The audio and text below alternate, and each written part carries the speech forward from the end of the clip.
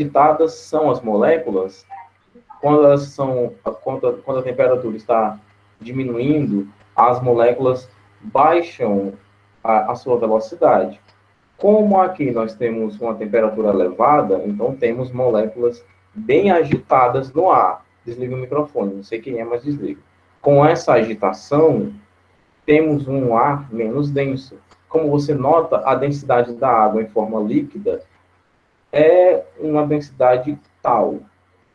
A densidade da água em forma gasosa é bem menor do que a densidade da água em forma líquida. Por quê? Porque as moléculas da água em estado líquido têm uma certa agitação menor do que a agitação das moléculas da água em estado gasoso. Isso faz com que a água em estado gasoso seja menos densa, consequentemente seja mais leve. E a mesma lógica acontece entre a água em estado líquido e a água em estado sólido.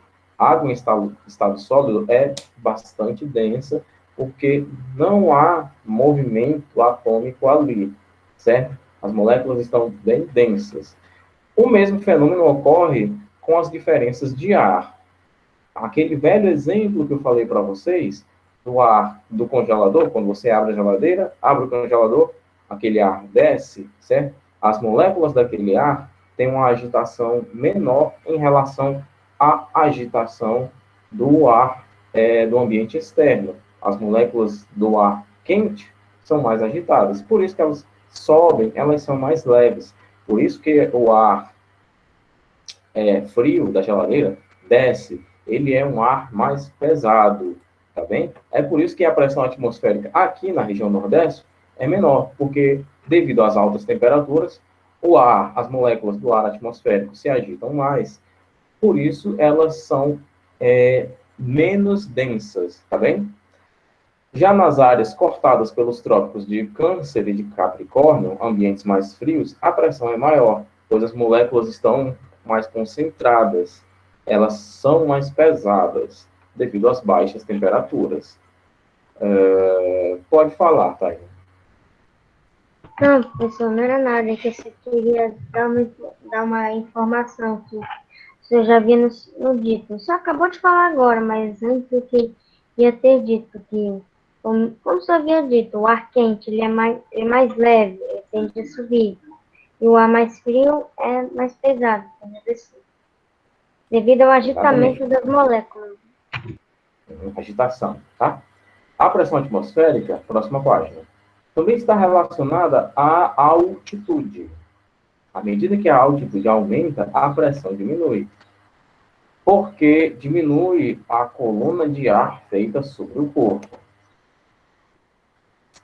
Já nas áreas próximas do nível do mar, a pressão atmosférica é bem maior, devido à coluna de ar que aumenta, exercendo maior pressão sobre o corpo. Não sei se vocês entenderam essa parte aqui da coluna de ar, mas prestem atenção aqui, para ficar explicadinho para todo mundo. Deixa eu ver, deixa eu fechar aqui, diário, ok. Bom.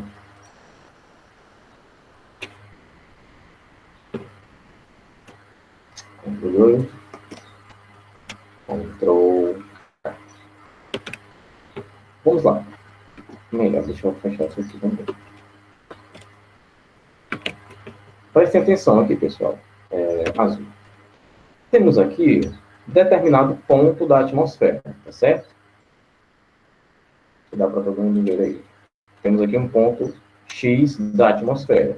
Aqui uma determinada altura, tá bem? Não haverá necessidade de exemplificar qual é essa altura. E temos aqui, a parte aqui de baixo, uma determinada altura, ou melhor, um determinado ponto da Terra, e temos bem aqui outro determinado ponto, tá? Aqui de vermelho, nesse X vermelho, eu tenho um ponto da atmosfera, que vai, aliás, da Terra, que vai servir de referência, e aqui eu tenho outro ponto da Terra que vai servir de referência. Prestem atenção. Todos estão fazendo a relação com o mesmo ponto do ar atmosférico aqui, tá bem? Deixa eu ver uma cor, de verde. De verde, eu vou puxar do mesmo ponto aqui, tá? eu tenho uma coluna,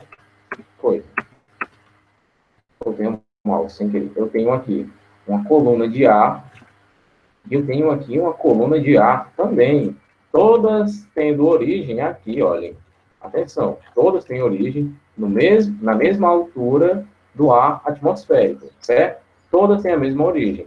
A questão é que aqui, nesse ponto vermelho 1, eu vou marcar aqui, ponto 1 e ponto 2. Ok, vamos lá. No ponto 1, a pressão atmosférica vai ser maior, porque eu tenho uma coluna de gases aqui, uma coluna de ar, que é maior, certo?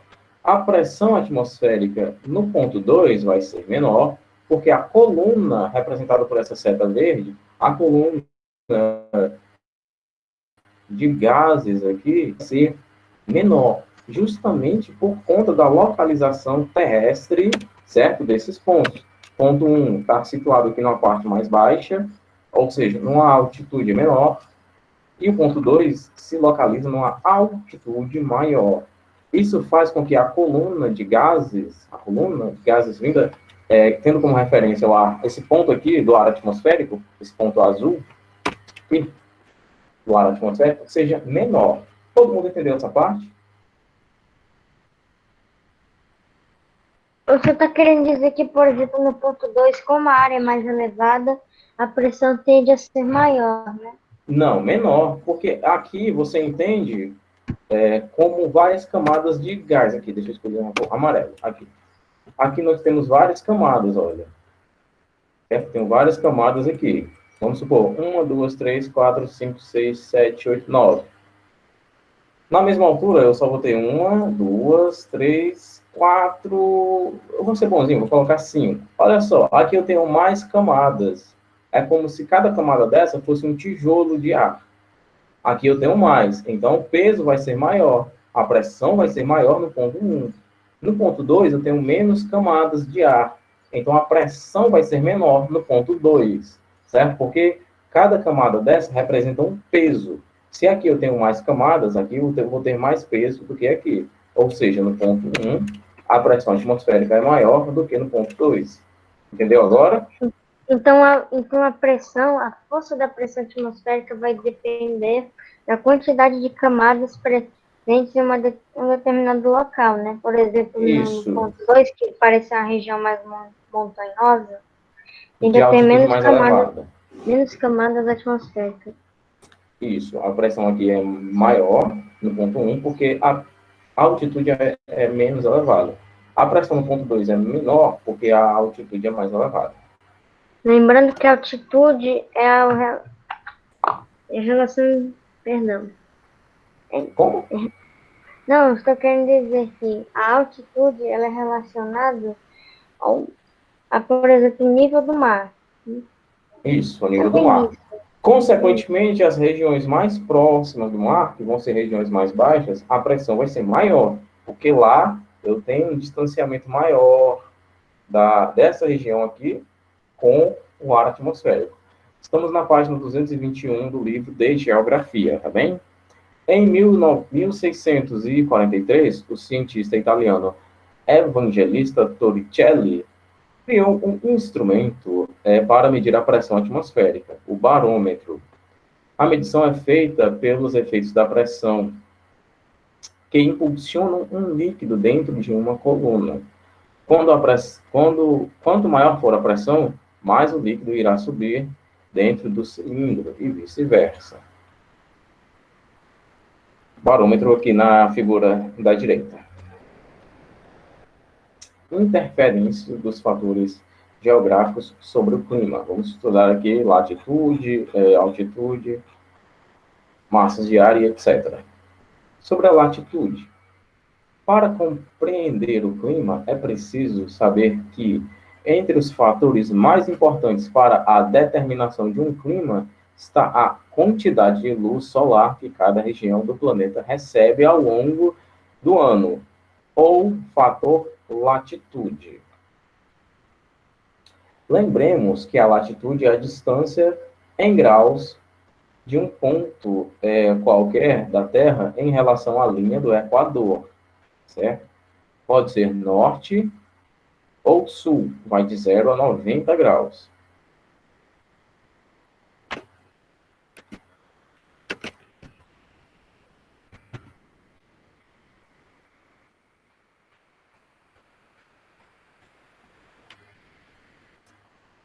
Só para que vocês se lembrem, tá? A latitude, ela faz essa referência horizontal, vamos dizer assim, e a longitude faz essa referência vertical, tá certo?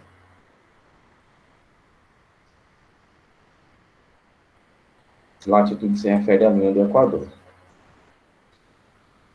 Deixa eu... Todo mundo entendeu, né?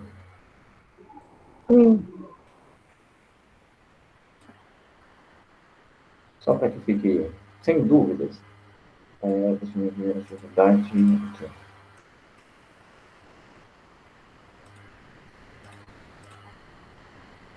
Aqui, meus queridos, só para ninguém esquecer, tá? Aqui temos a referência da longitude e aqui, de verde, da latitude, tá certo? Só para que ninguém esqueça. Pessoal, uma pergunta. A latitude pode ser, por exemplo, vamos dizer assim, de cima para baixo ou de baixo para cima, ou seja, do sul até o Equador ou de norte ao Equador. Pode ser assim também? Relação à latitude. Basicamente é isso. Basicamente é isso. Continuando. Entre latitude e média térmica, há uma relação inversa. Sendo assim, quanto maior a latitude, menor a média térmica e vice-versa. Isso acontece em decorrência de dois fatores. A curvatura da esfera terrestre acarreta uma maior inclinação da incidência da luz solar sobre o solo à medida que nos afastamos do Equador. Ou seja, deixa eu mostrar aqui. Novamente aquela imagem. Serve de um exemplo bom.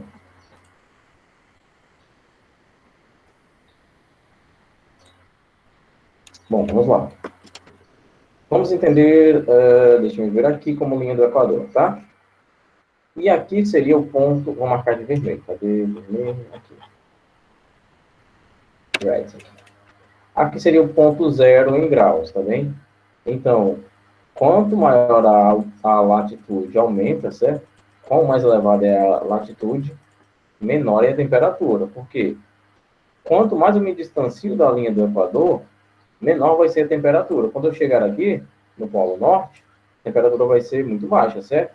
Da mesma maneira que em relação ao Sul. Quanto mais eu me distancio da linha do Equador, menor vai ser a temperatura nesse polo aqui, certo? É basicamente isso. Nós estamos praticamente ao lado, em relação à posição, ao lado da linha do Equador, quase. Como? Nós estamos muito próximos da linha do Equador. Estamos, né? No caso, você se refere a nós, quem? Nós, brasileiros, Brasil. O Brasil, ele é cortado pela linha do Equador, não no Nordeste, tá bem? Mas o Nordeste fica bem próximo da linha do Equador. Os estados que são cortados pela linha do Equador são 4. Pará, Amapá, Roraima e Amazonas, tá bem? São esses 4 estados do norte. Quão quente lá é. Como? Não quero nem saber o quão quente lá é, sendo que aqui já é quente. Não entendi muito. Você pode repetir? Eu tô dizendo, eu não quero nem saber o quão quente lá é, sendo que aqui já é muito quente. Sim. São regiões quentes. Sim. Certo? Mas vamos lembrar que estamos falando de regiões de mata, de zonas bem verdes, certo? Embora agora, nos últimos anos, estejamos passando por um governo que não prioriza a questão ambiental, certo? E as queimadas estão acontecendo em demasia, de uma maneira desenfreada. Mas, pelo fato de serem regiões verdes, a respiração das árvores tende a amenizar esse fator de serem regiões cortadas pela linha do Equador, tá bem? Tem regiões lá que são até mais frias do que aqui. Assim como, por alguns fatores, algumas regiões aqui no Ceará são bem frias, né?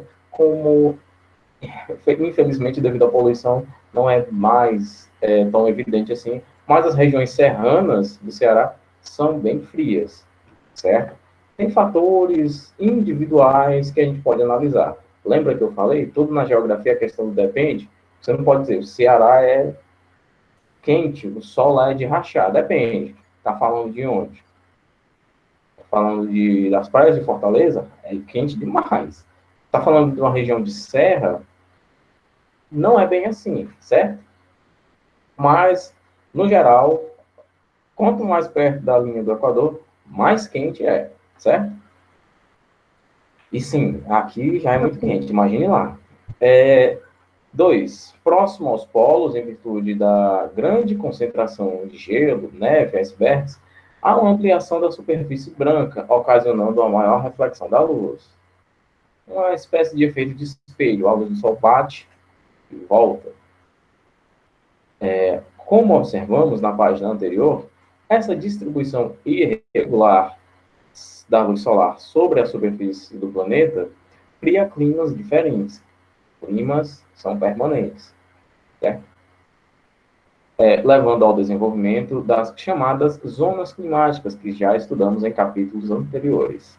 Contudo, convém salientar que fatores geográficos como relevo, altitude, a distância do mar, além da dinâmica das massas de ar e das nuvens, criam climas em uma região, criam diferentes climas. Como eu falei, esse último parágrafo aqui é aquele que diz depende.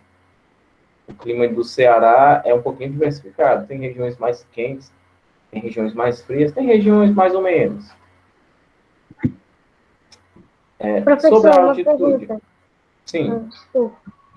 Eu quis perguntar aqui em regiões frias, como por exemplo o próprio Polo Norte ou Polo Sul.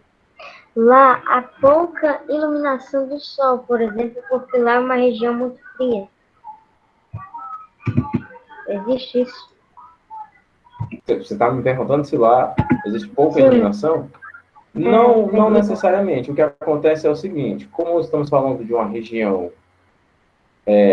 no caso, a região mais distante que você vai encontrar da linha do Equador, no caso, a região mais fria do planeta.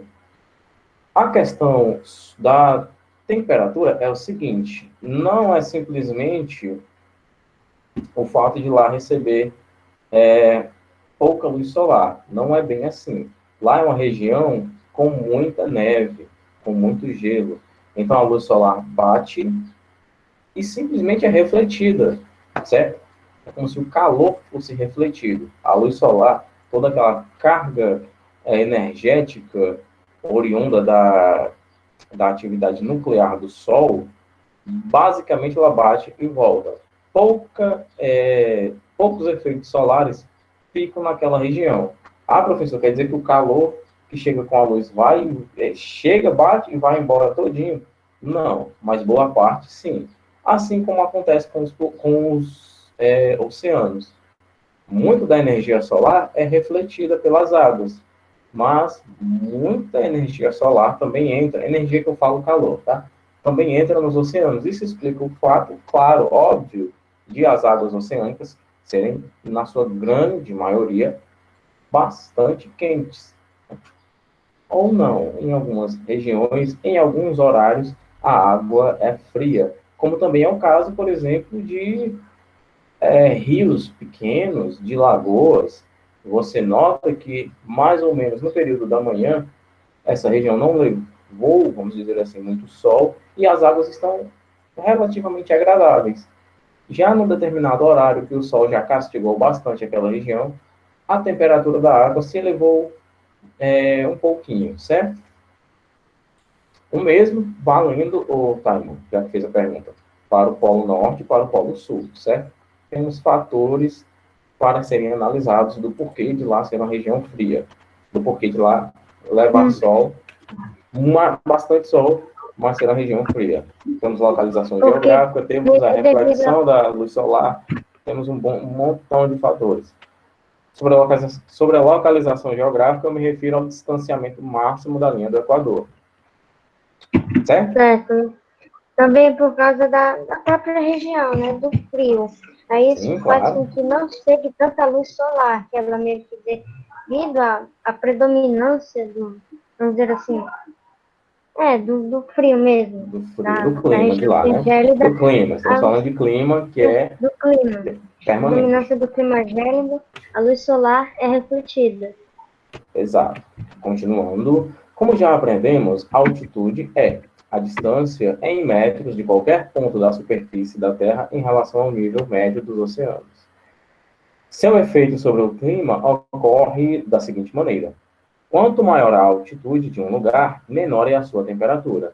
Você pode perceber isso se algum dia for à cidade de Triunfo, em Pernambuco, que está a 1.200 metros de altitude, e comparar a temperatura dessa cidade com a da cidade vizinha, Serra Talhada, cuja altitude é em torno de 400 metros. O mesmo ocorre em cidades como Gramado, no Rio Grande do Sul, São Joaquim, em Santa Catarina, e São José dos Campos, em São Paulo. Normalmente, o normal, aliás, é que para cada 180 metros de altitude, a temperatura do ar diminua em média 1 grau Celsius. Isso se explica pelo aquecimento da atmosfera de baixo para cima, por meio da irradiação solar. Ao mesmo tempo, as camadas mais altas da atmosfera possuem menor quantidade de gases, ar rarefeito, ou seja, oxigênio em pouca disponibilidade. E por isso retém menos o calor devolvido pelo solo. Assim, quanto mais alto, mais frio. As massas de ar. Só um momento antes de falar massas de ar. Então, Frequência, professor, né? o ar não só fica mais difícil de ser respirado, vamos dizer assim, da forma mais fácil, como também está na região mais fria também. Isso, isso. Você, não sei, talvez, quem gosta de futebol, basicamente eu não gosto, mas eu respeito, é claro. Alguns jogos, quando ocorrem em áreas de altitudes mais elevadas, o time que é de fora, né, o visitante, chega com bastante antecedência para que os jogadores possam treinar naquelas condições, para que eles se acostumem com a baixa disponibilidade de oxigênio. E na maioria dos casos, quase em todas as partidas, isso eu ouvi basicamente nas partidas da Libertadores. Os jogadores, num determinado momento, param a partida para entrarem naquele balão de oxigênio, para que possam tomar mais fôlego, porque senão não tem condições de jogar. Bom, a frequência aqui, pessoal, rapidinho, tem só poucas pessoas, né? Ana Luísa não está presente, Yasmin Albuquerque está presente, Yasmin está presente. A Ashley está presente, a Ashley está, não, nem o Caio, nem o David, nem Ellen, João Vitor está presente? João Vitor não se encontra. Maria Clara Cavalcante está presente. Maria Isabel não, Maria Luísa está presente? Pelo que consta, não. Yasmin Silvestre, Mariana Vitória vai... Professor, acho que eles achavam que hoje era folga. Oi? Acho que eles achavam que hoje era folga. Não, o pessoal do nono realmente disse que faltou internet em algumas regiões. A Monique está presente, o Nath também. A Samanta está aqui, a Samanta não está. E o Taimon está presente. Sexto ano B. 29. Ana Cecília, está presente. Aica Pinheiro, não está. Damile, também não está. Maiana está presente. Gabriel não está presente. João Pedro, deixa eu ver, José Henrique, acho que é mais fácil por aqui. José Henrique, Maria Clarissa. Deixa eu ver quem mais. Acho que só.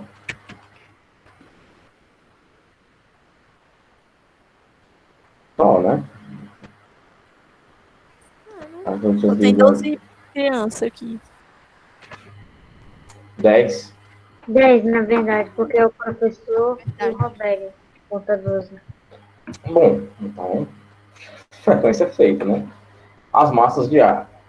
Essas mudanças dependem do deslocamento das massas de ar, que nada mais são do que porções do ar atmosférico com diferentes características de umidade e de temperatura.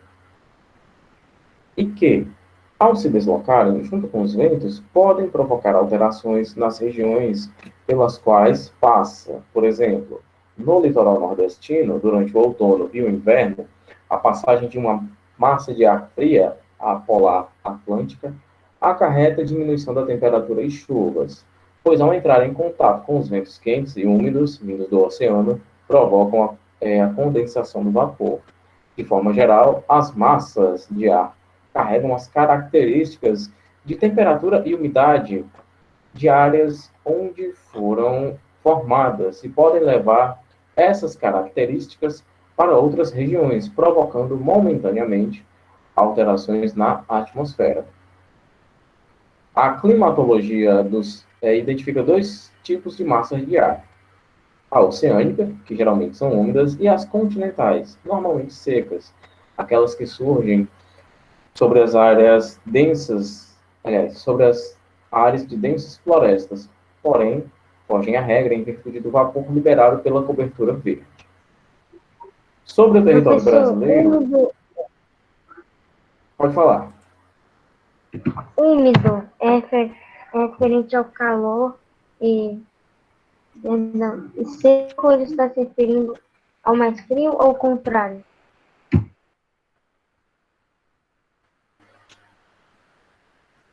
Olha, a umidade do ar, quando eu falo de úmido, eu falo de alguma coisa que tem a ver com líquido, tem a ver com molhado, certo? Então, se eu Sim. falo de umidade do ar, eu estou fazendo uma referência à quantidade de vapor da água presente na atmosfera, tá certo? Isso caracteriza também se o ar é quente, ou melhor, se ele é seco ou se ele é úmido, tá bem?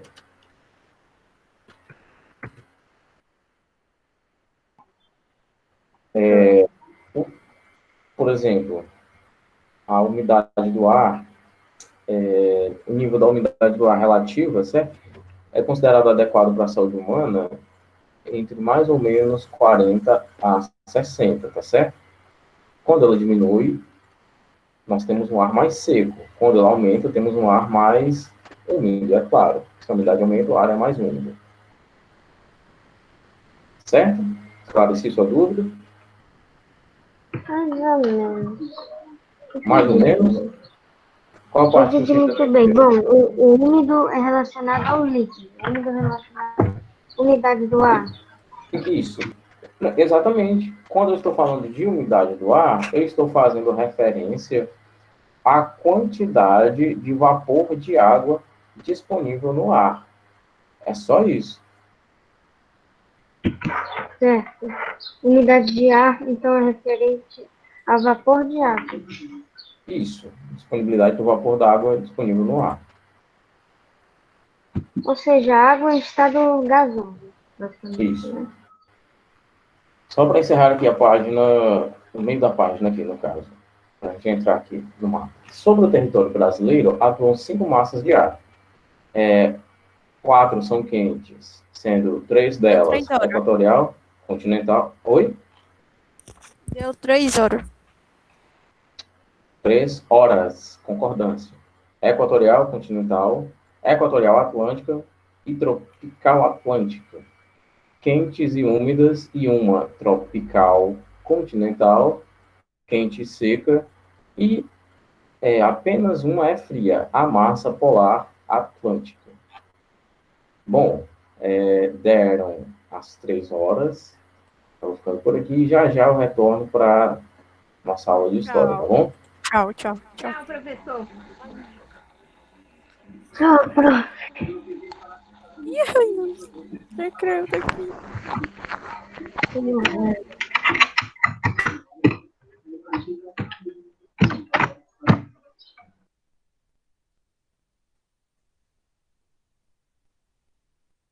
Letícia morreu. A Letícia morreu, sério.